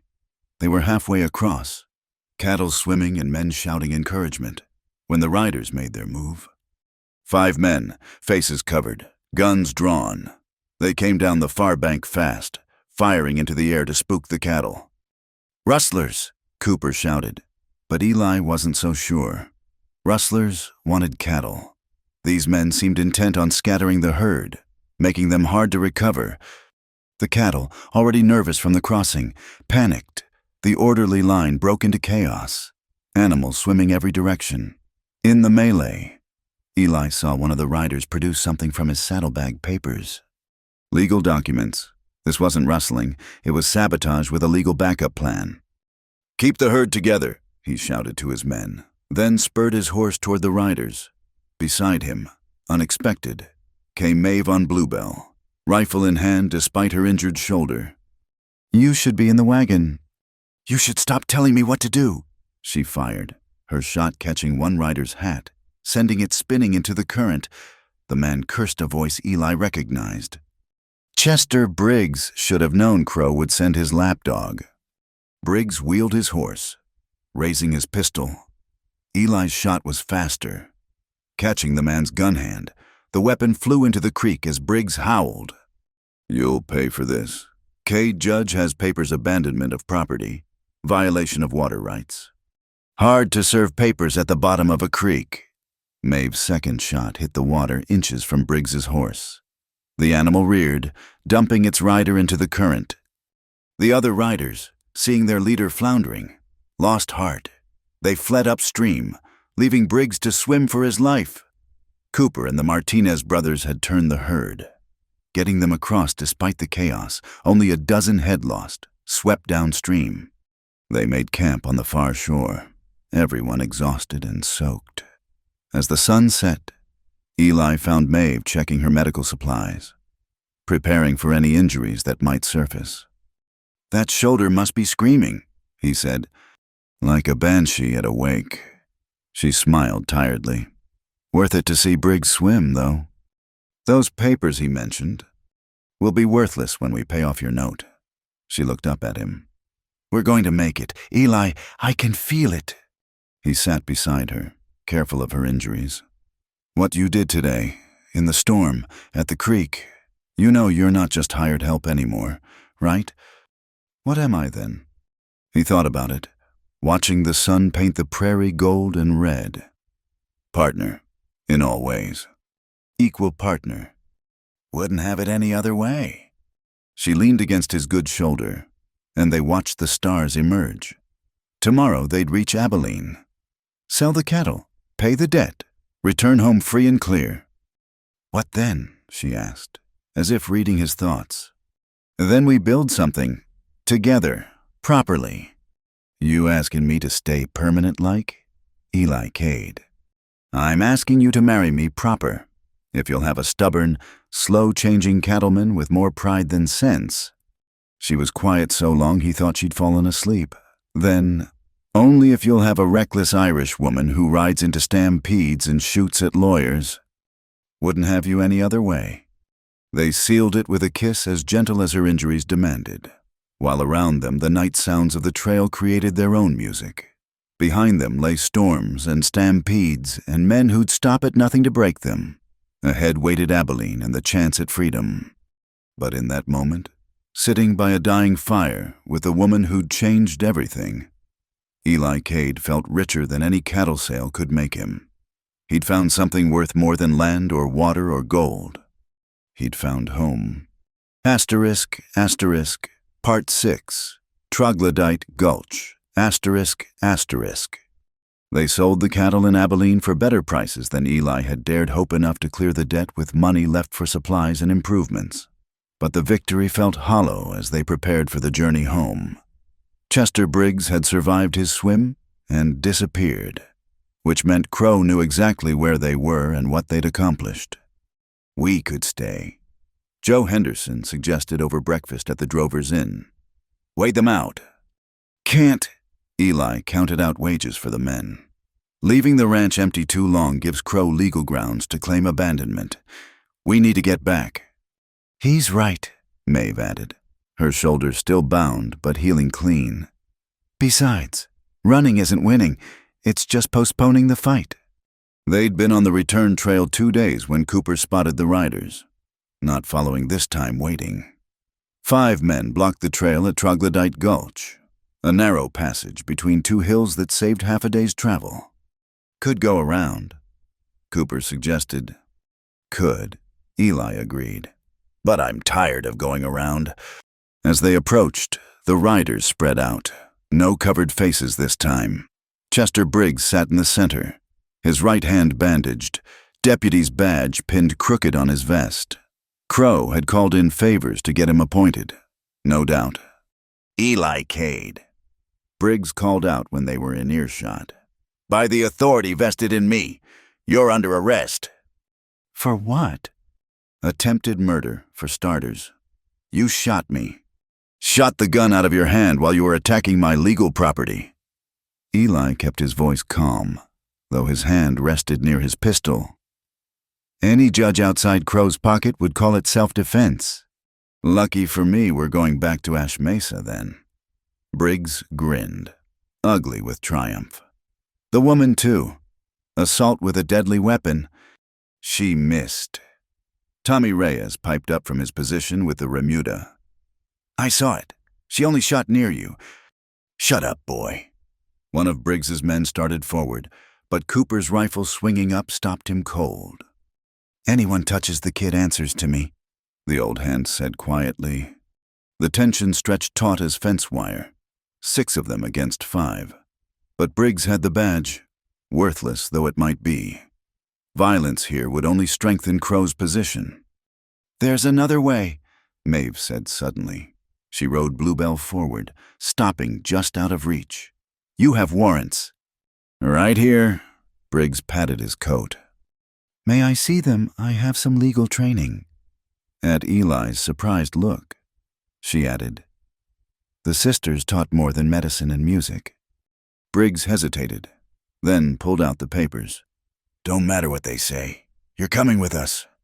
Maeve studied the documents, her face carefully neutral. Then she smiled, the sharp, dangerous smile Eli had learned meant trouble for someone. These are interesting. Deputy Briggs, very detailed. Judge Crow even included witness statements. She looked up. From witnesses who were supposedly present at events that occurred while we were provably elsewhere. Martha Henshaw, for instance, claims she saw me poisoning the Henderson water trough on September 15th. So Martha Henshaw died in August. I attended her funeral. Maeve held up the papers. These are fraudulent documents. Deputy. A federal offense. Briggs's face went pale, then red. You can't prove. I can, actually. From her saddlebag, Maeve produced a leather journal. I keep detailed records, medical habit, every birth, death, and significant event I attend. Martha Henshaw died August 18th, buried August 20th at Ash Mesa Cemetery. I played Amazing Grace at her service. Papers can be forged, one of Briggs's men said uncertainly. They can, but the territorial recorder in Austin keeps copies of all death certificates. Very hard to forge those. Maeve's voice hardened. So here's what's going to happen. You're going to ride away. We're going to continue home. And if you're smart, you'll tell Crow his scheme has failed. You think you're so clever, Briggs snarled. But Crow owns Ash Mesa. You'll never... The gunshot cut him off. Not from any of their party, but from the rocks above. A warning shot that kicked up dust at Briggs's horse's feet. Everyone went for weapons, but a familiar voice called out. I'd think twice about that, boys. Nora Pike emerged from cover, shotgun steady. Behind her came others Bill Henderson, Doc Hartwell, even Deputy Hank Mercer in his official capacity. Hank, Briggs sputtered.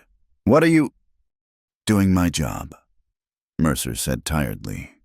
The real one, not the one Crow bought me for. Miss Pike sent word about your plans. Been following since Abilene.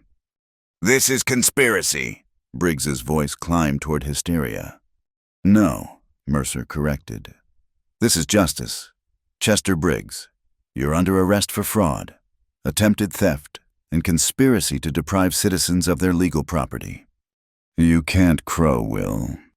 Judge Crow is currently explaining himself to a federal marshal, Nora said with satisfaction. Funny thing about railroad companies, they don't like finding out their local representatives are playing both sides. That syndicate Crow was secretly working for, they cut him loose yesterday. Man's got no friends left except those he can afford, and his credit just ran out. The fight went out of Briggs like air from a punctured balloon. His men, seeing which way the wind blew, raised their hands. Mercer and Bill Henderson disarmed them with efficient ease. "You did this," Briggs said to Maeve, hatred twisting his features. "You and your witch ways." "Nothing witchy about keeping good records and having friends willing to seek truth," she replied. "Though I suppose to a man like you, any woman with a brain might seem supernatural." They made camp together that night, an odd gathering of cowboys, townfolk, and one very subdued set of prisoners, around the fire. Nora explained what had happened. "After you left, Crow overplayed his hand, called that town meeting, trying to get folks riled up about moral decay and water rights. But Lucinda Price had been busy. She found documents showing Crow had been buying up failed properties for the railroad syndicate, using his position to manipulate prices. The final straw," Doc Hartwell added, "was when he tried to foreclose on the widow Martinez's place. Her husband died fighting for the Union. Town might overlook a lot, but not that. Federal marshals showed up 2 days ago," Mercer continued. "Crow tried to run. Didn't get far." "What about the water rights?" Eli asked. "The legal tangles." "Being sorted," Nora assured him. "Turns out most of Crow's legal manipulations weren't territorial governors sending a new judge. Real one this time, not a confidence man with a mail-order law degree." Maeve leaned against Eli's shoulder, exhaustion finally showing. They'd won, but it had been a near thing. Without friends, without the community Crow had tried to turn against them, they'd have lost everything. "Thank you," Eli said simply. "All of you." "Don't thank us," Bill Henderson replied. "Thank her?" He nodded at Maeve. "Woman who saves poisoned cattle and faces down mobs earns loyalty. You chose well, Cade." "I did," Eli agreed, tightening his arm around Maeve. The next morning, they parted ways, Mercer taking the prisoners to Austin, the others returning to Ash Mesa. Eli's group continued toward home, spirits lighter despite their weariness. As they crested the final rise before the ranch, Eli's heart sank. Smoke rose from the direction of his property. Had Crow left one final surprise? They rode hard, fearing the worst. But as they got closer, Eli realized the smoke came from the cook stove chimney. Someone was at the ranch. "Careful," Cooper warned. But Maeve was already riding ahead. "It's all right," she called back. "Look." The yard was full of people neighbors, townfolk, even some faces Eli didn't recognize. Tables had been set up, laden with food. A banner stretched between the barn and house, "Welcome home." Surprise, Tommy's mother, Rosa Reyes, emerged from the house. "We thought you should come home to a proper celebration." "But how did you know we'd—" "Nora sent a rider ahead," Lucinda Price explained, looking pleased with herself. "Said you'd cleared the debt and cleared your names. Seemed worthy of a party." What followed was the kind of gathering Eli hadn't seen since before the drought neighbors sharing food and stories. Children playing, music from a fiddle and guitar. Someone had even hauled Maeve's piano from the Copperlark, setting it on the porch. "Play something," they urged her. She looked at Eli, who nodded. Her shoulder was still tender, but her fingers found the keys with their old grace. Not classical this time, but a lively reel that had folks dancing despite their weariness. As the sun set, painting the sky in shades of rose and gold, Eli found himself standing with Hank Mercer, watching the celebration. "I owe you an apology," Mercer said quietly. "I knew Crow was wrong, but I let debt bind me. Nearly cost good people everything. You came through when it mattered. Almost too late." Mercer shifted uncomfortably. "I'm resigning once the new judge arrives. Town needs a deputy who can't be bought." Town needs a deputy who learned that lesson the hard way. Eli countered. Man who's been tempted and resisted is worth 10 who've never been tested. Mercer looked surprised, then grateful. You'd support me staying Yoi, if you'll do the job right. I will. You have my word. They shook on it as Maeve's music drifted across the gathering. Tomorrow would bring new challenges, wells to dig, fences to mend, a ranch to rebuild. But tonight, surrounded by community and love, the future looked bright as polished silver. Dance with me, Maeve said, appearing at his elbow. The fast reels had given way to something slower, sweeter. I don't dance. You do now. She pulled him onto the makeshift floor, and he found himself moving to the music, aware of nothing but her the way she fit against him, the light in her eyes, the smile that had become his sunrise. No regrets, she asked, echoing their conversation from the trail. Only one. Her eyebrows rose. Oh. Should have kissed you that first day in the saloon. Would have saved us both a lot of trouble. She laughed, bright and free. Eli Cade, you wouldn't have dared. I was a scandalous piano-playing Irish woman. Remember? Still are. Difference is, now you're my scandalous piano-playing Irish woman. Always will be, she promised, and sealed it with a kiss that drew cheers from the crowd. The party lasted until the stars came out in force, one by one. Families drifted away, leaving Eli and Maeve alone on their porch, watching the night settle over their land. It's done, she said softly. We're free. Beginning, not ending, he corrected. Now the real work starts. Building something worth keeping. Together, no other way. In the distance, coyotes called to each other across the darkness, but for the first time in years, the sound didn't seem lonely to Eli. It sounded like home, like family, like future. They'd beaten drought and conspiracy, violence and law twisted to evil purpose. They'd found allies in unexpected places and love in the midst of hardship. Tomorrow they'd start building the life they'd fought to preserve. But tonight, sitting together under stars that had watched 1,000 such victories and would watch 1,000 more, they simply held each other and breathed free air, knowing that whatever came next, they'd face it as one. The drought would break eventually, it always did. And when the rains came, they'd be ready with strong roots sunk deep into good soil, weathering whatever storms might follow. That was the promise of the frontier. After all, not ease, but opportunity. Not safety, but freedom. And freedom, Eli reflected as Maeve dozed against his shoulder, tasted sweeter than the finest whiskey when shared with the right person. Asterisk, asterisk.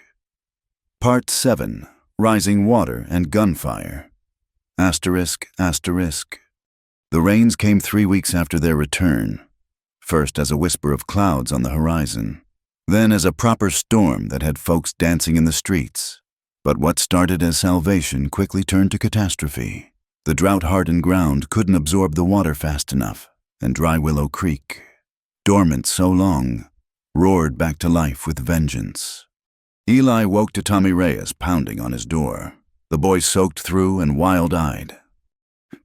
Mr. Cade, the bridge. There's kids trapped.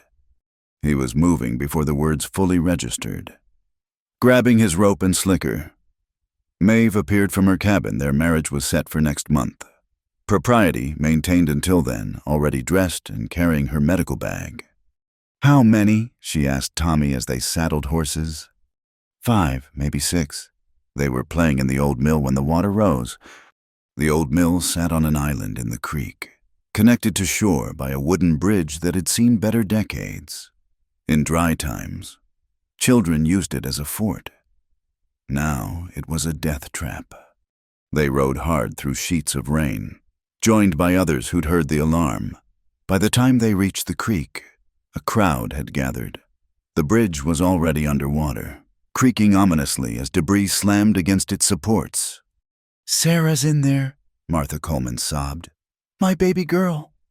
Through the rain, Eli could see small faces at the mill windows. The water rose steadily, already lapping at the door. The building wouldn't last long against the current. "Rope," Eli commanded, already stripping off his gun belt. "Need to string a line across." "You can't." Hank Mercer had arrived, looking official despite being drenched. "That current'll take you." "Then best I hurry." Eli tied the rope around his waist, handed the other end to several strong men. "When I signal, pull those kids across one at a time." "I'm going with you," Maeve said. "No, too dangerous." "Those children are terrified. They need someone who can keep them calm." She was already securing a second rope. "We do this together or not at all." He knew that tone. Arguing would waste precious time. "Fine, but you follow my lead." They entered the water together. The current hit like a living thing, trying to sweep their feet, pull them under. Eli kept himself between Maeve and the worst of it, fighting for every step. Halfway across, a massive log came spinning down the flood. He grabbed Maeve, pulling her close as it passed inches away. "Still think this was a good idea?" he shouted over the roar. "Best I've had all week, despite everything." She was smiling, that fierce, wild smile that had captured him from the start. They reached the mill as the door gave way. Water poured in, children screaming. Eli boosted himself through a window, then pulled Maeve after. Inside. 6 kids huddled on a work table, the Henderson twins, little Sarah Coleman, Tommy's younger sister Maria, and 2 others Eli didn't recognize. "We're going to die," one of the boys wailed. "No one's dying on my watch," Maeve said firmly, her calm voice cutting through panic. "Now listen close. We're going to play a game." While she organized the children, Eli rigged the rope system. The building groaned, shifted. Time was running out. "Smallest first," he decided. "Sarah, you're up." The 5-year-old shook her head, tears streaming. "Scared?" Maeve knelt beside her. "I know, sweetheart. But see, mister, Cade, he's the strongest man in the county. And those men on shore, they won't let go. You'll fly across the water like a bird." "Promise." "Promise." One by one, they sent the children across. Each trip seemed to take forever, small bodies disappearing into rain and spray before emerging safe on the far shore. The twins went together, too scared to separate. Maria crossed, clinging to the rope like her life depended on it, which it did. They were down to the last boy when the mill shifted violently. A support beam cracked like a gunshot. "Go!" Eli shouted. "Now!" The boy went, and then it was just him and Maeve in a building coming apart around them. The rope stretched taut. "Ready." "You first," he said. "Together." "Maeve?" "Together, Eli. I won't leave you." The building lurched.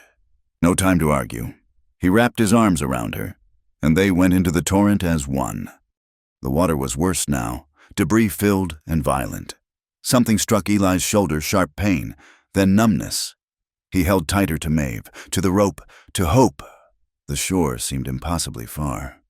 Then hands were pulling them up, out, onto blessed solid ground. Someone wrapped blankets around them. Eli heard cheering, crying, prayers of thanksgiving, but all he could focus on was Maeve, alive and whole in his arms. "Your shoulder," she said, fingers finding blood. "Just a scratch." "Liar." But she was smiling through tears. "My brave, foolish liar." They were helping the injured when the real trouble arrived. A lone horseman approached through the rain, not a local, but wearing a badge, federal marshal, by the look of him. "Looking for Judge Silas Crow," he announced. "Escaped custody 3 days ago." The crowd stirred uneasily. Mercer stepped forward. "We heard he was taken to Austin." Broke out with help. Killed a guard." The marshal's face was grim. "Word is he's heading here.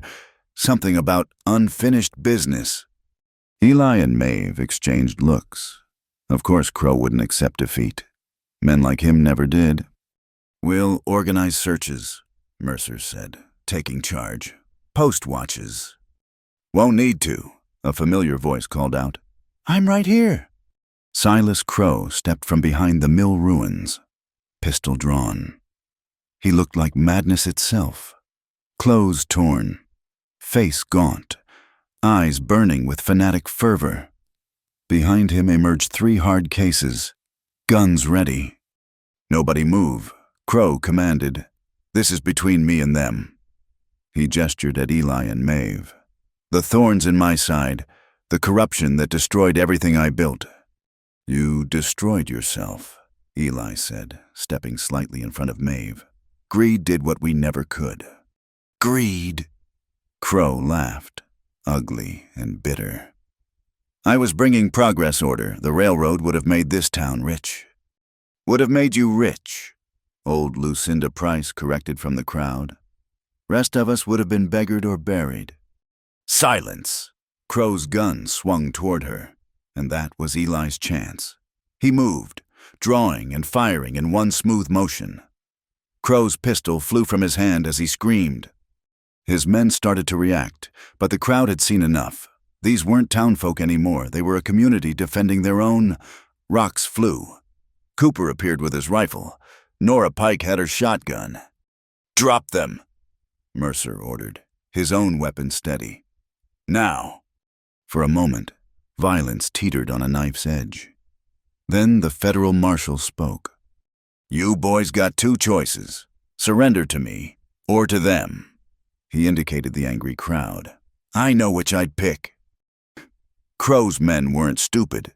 They dropped their weapons, hands rising. But Crow himself wasn't finished. Blood dripping from his wounded hand.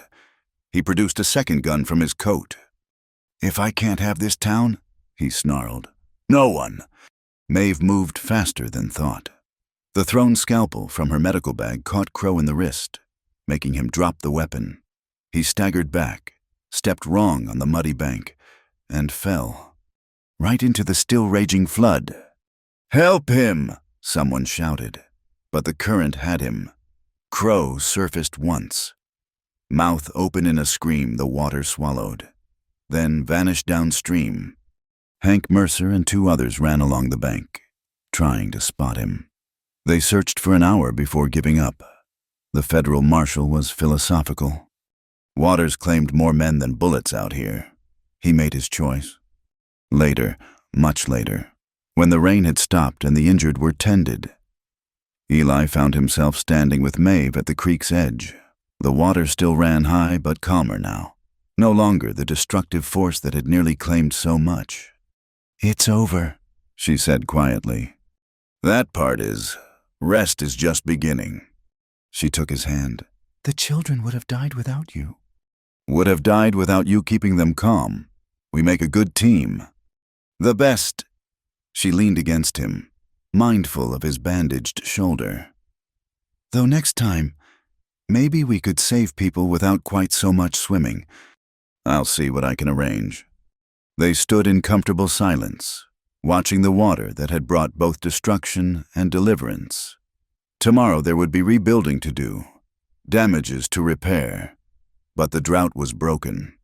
Crow's shadow lifted, and the community had proven it could stand together against any threat.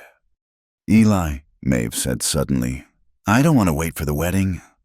He looked down at her, surprised. But you said propriety. Nearly died today, both of us. Life's too short and too uncertain to waste on what people might think. She turned to face him fully. I want to be your wife. Tonight, tomorrow, as soon as we can find someone to say the words. You sure? Never been more sure of anything. She smiled, that smile that had changed his world. Unless you're having second thoughts. Never, not for a second. Behind them, the town began the work of recovery. The federal marshal took custody of Crow's men, families reunited, neighbors helped neighbors, and life went on as it always did after crisis, stronger for being tested. Look, Maeve pointed skyward. The clouds were breaking up, revealing patches of blue.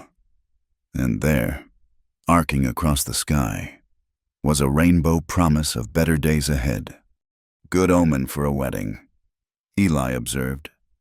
The best, she agreed.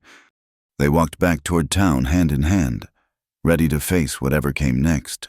They'd weathered drought and flood, violence and law, loss and near loss. What was left was the sweet part, building a life together on the foundation they'd fought so hard to protect. Behind them, Dry Willow Creek ran full and strong, carrying away the debris of old conflicts, making room for new growth. The land would remember this day not for the violence that ended, but for the community that chose to stand together, the lives saved, and the love that refused to wait for a more convenient season. The drought was over. The healing could begin. Asterisk, asterisk. Part 8. Sunset and a glimpse of dawn. Asterisk, asterisk. The new judge arrived 2 weeks after the flood, Elizabeth Thornton, first woman judge in the territory, appointed by a governor tired of corruption. She set up court in the town hall and began the slow work of untangling Crow's web of false documents and illegal claims. Your water rights are clear, she told Eli and Maeve in her makeshift office. The ranch is yours, free and complete. The marriage certificate is interesting, though. They'd been wed 3 days after the flood by Reverend Samuel Hughes, the circuit preacher who'd happened through town at just the right moment. Or maybe, Maeve said, at exactly the moment they needed him. Interesting how, Maeve asked, hand finding Eli's. Judge Thornton smiled. Married on a Tuesday, in work clothes, with half the town as witnesses, beside a flooding creek. Most unusual ceremony I've seen documented, also the most romantic. It was perfect, Eli said simply, and meant it. The town had turned out despite the mud and continuing rain. Nora Pike stood as Maeve's witness, Cooper as Eli's, young Sarah Coleman, saved from the flood, threw wildflower petals with enthusiasm if not accuracy. Even Deputy Mercer, officially reinstated and standing straighter these days, had worn his best shirt. Do you take this woman? Reverend Hughes had asked, raising his voice over the sound of rushing water. Every day for the rest of my life, Eli had answered, drawing smiles from the crowd. Do you take this man?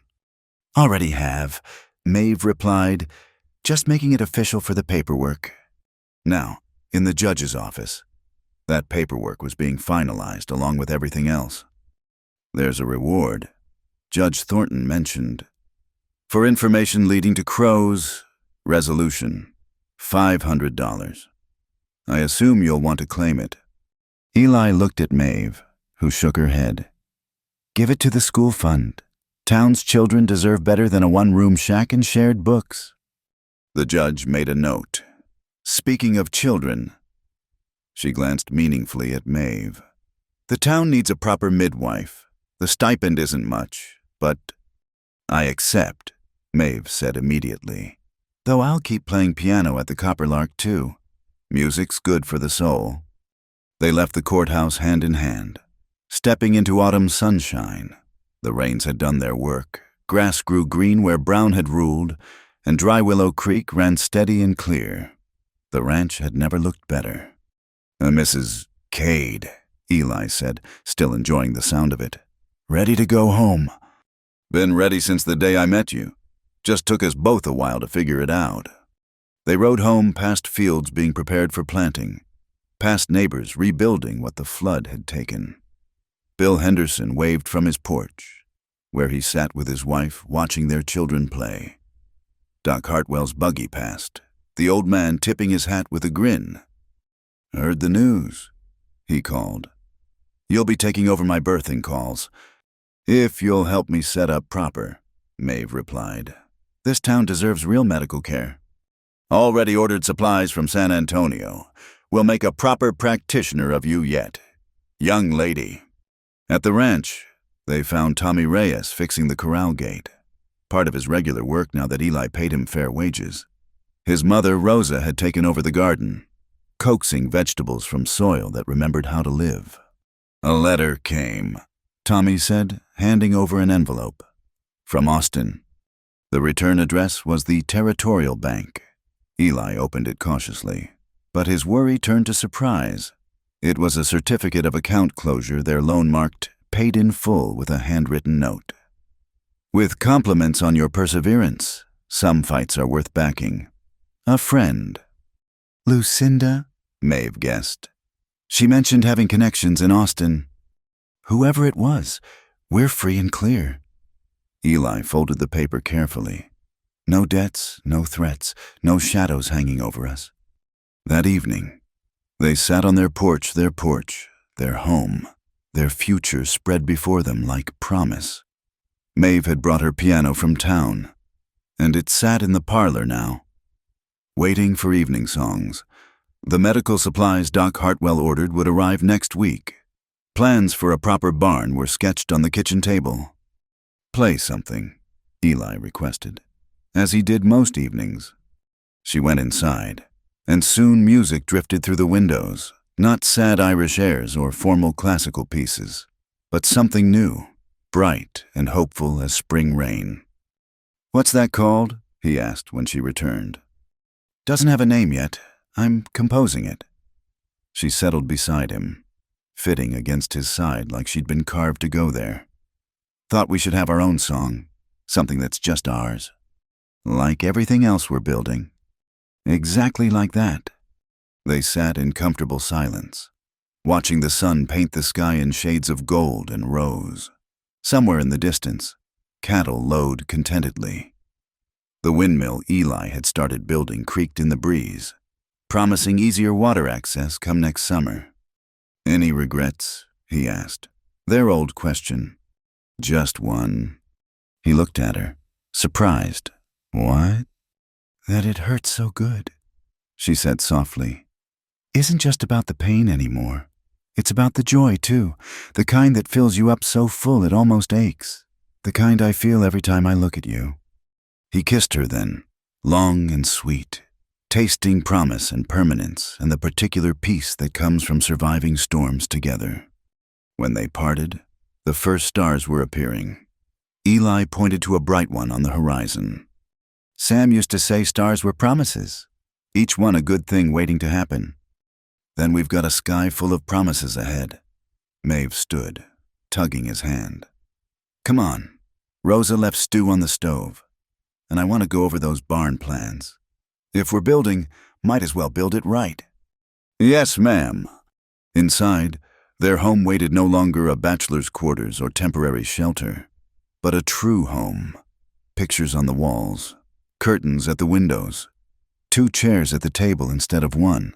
The small things that said "we live here" instead of just "I survive here." After dinner, they worked on plans and dreams, a better irrigation system using the now reliable creek, a dedicated room for Maeve's medical practice.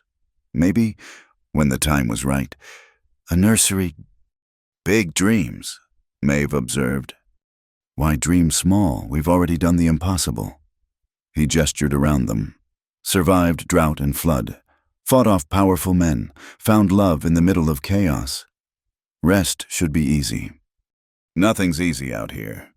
"No, but it's worth it. The hard things usually are." Later, as they prepared for bed in the room they now shared as husband and wife, Maeve paused by the window. The moon had risen full and bright, turning the ranch silver and shadow. "Thank you," she said suddenly. "For what?" "For being stubborn enough to fight for this. For us. For seeing past the rumors and fear to who I really was." "Thank you," he replied. "For being brave enough to stay. For teaching me that being alone isn't the same as being strong." She came to him then, and they held each other in the moonlight. No words needed. Outside, the night sounds of the ranch played their familiar symphony, horses settling, nightbirds calling, the distant yip of coyotes that no longer sounded lonely. Come morning, there would be work. There was always work on a ranch. The barn to raise with neighbors' help, wells to dig deeper, cattle to tend. Maeve had 2 expectant mothers due within the month, and Eli had promised to help Tommy break a new colt. But that was tomorrow. Tonight was for them, for the quiet celebration of obstacles overcome and happiness earned, for the knowledge that whatever challenges lay ahead, they'd meet them together. The drought had broken, the storms had passed, and in their place grew something strong and lasting as the land itself, a love that had been tested by fire and flood and emerged refined, ready for whatever seasons lay ahead. In the parlor, Maeve's piano waited for morning music. In the barn, horses dozed peacefully. And in the house by Dry Willow Creek, two people who'd found their way through darkness slept peacefully, wrapped in each other and the certainty that some things, once fought for and won, can never be taken away. The stars wheeled overhead, each one a promise. Just like Sam had said, and underneath their ancient light, the ranch stood solid and sure, a testament to the power of standing together, of choosing love over fear, of building something worth keeping in a hard land that respected nothing but strength and determination. They had both, and they had each other. Forever and always, come drought or flood, till death do them part. And even that, Eli suspected, wouldn't be enough to separate what had grown between them. Some loves were just too stubborn to die, too deep-rooted to wash away, too true to be anything but eternal. Like the land itself, like the stars above, like the life they'd build together, one day at a time, one season at a time, one "it hurts so good" moment at a time, until the pain was all gone and only the good remained. Thank you so much for listening to this story of love and perseverance in the Old West. I'd love to know where you're listening from. Please share in the comments below so we can connect and discuss what touched your heart in Eli and Maeve's journey. If you enjoyed this tale, please subscribe to Wild West Night for more authentic frontier stories. Give this video a like, and don't forget to hit that hype button so more people can discover these heartfelt stories of the American West. Your support means the world and helps keep these tales alive. Until next time, partners.